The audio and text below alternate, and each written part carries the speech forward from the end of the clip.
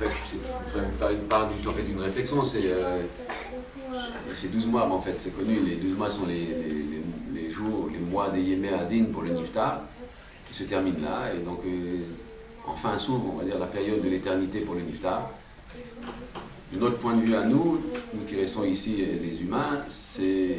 une autre manière d'aborder, d'une certaine manière, une certaine paisibilité, où les choses rentrent dans leur ordre. En fait, finalement, le rapport à l'éternel, c'est le rapport à l'ordre de la vérité. Et quelque part, tout ce qui a été comme tourment au courant de cette année, quelque part, les choses, ce que j'ai vécu justement au courant depuis un an, j'ai appelé ça une certaine violence de la nostalgie. Et précisément, avec le temps, justement ce qui correspond à cette année qui se termine, s'achève aussi bien la violence de la nostalgie pour faire place à la paisibilité du souvenir. Je le dis dans ces termes parce que c'est vraiment ce qu'on appelle mettre les choses en place. On a passé une année, c'est une véritable nuit qui s'achève, parce que je dirais il y a eu une nuit qui a démarré avec la disparition d'un parent, il faut le savoir. C'est une espèce de phare qui permet d'avoir une hashpa de tov autour de toute la famille. Un parent qui s'en va, c'est quelque part quelque chose qui s'effondre. Il y a une lumière qui disparaît.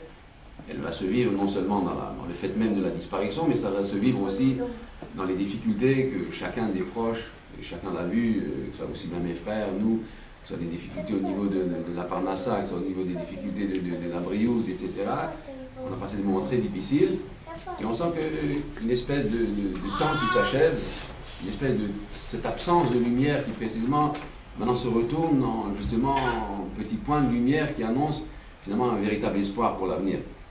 Je pensais, on est justement dans la soulière de Ben Hashmashot, et comme par hasard, on définit d'après la Torah le temps de la nuit, mais vraiment par deux abords,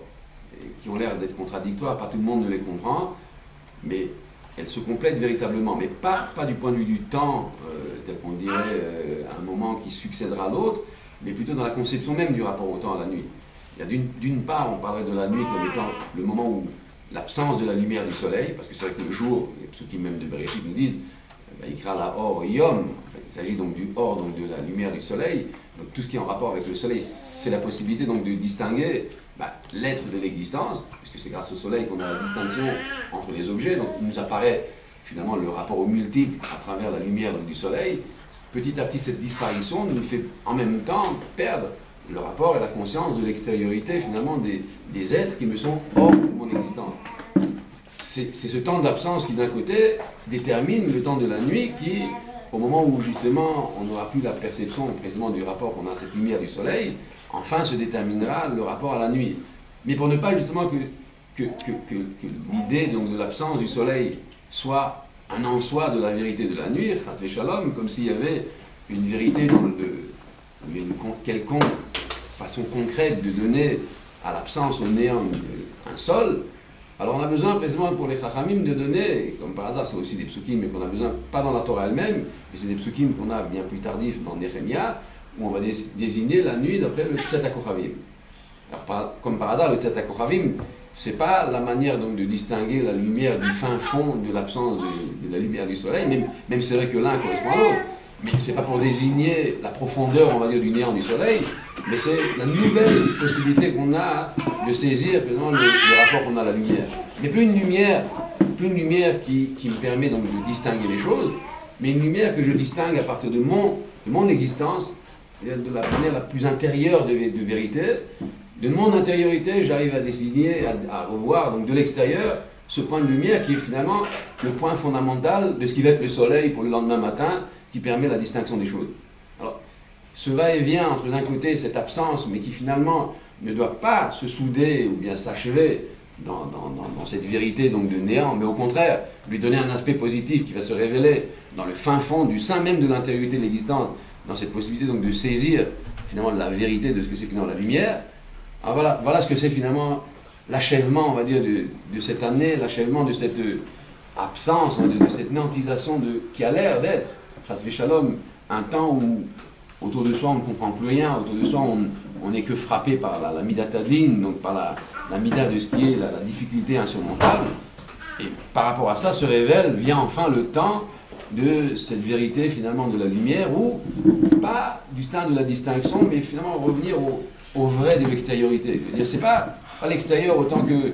comme dirait le Ramchal, le Teva qu'on a autour de nous, il est Gematria ou Elohim, c'est le Teva. Donc quelque part, on peut complètement engloutir le rapport qu'on a au divin de ce qui apparaît dans l'extériorité, on peut complètement l'engloutir dans le rapport à la nature.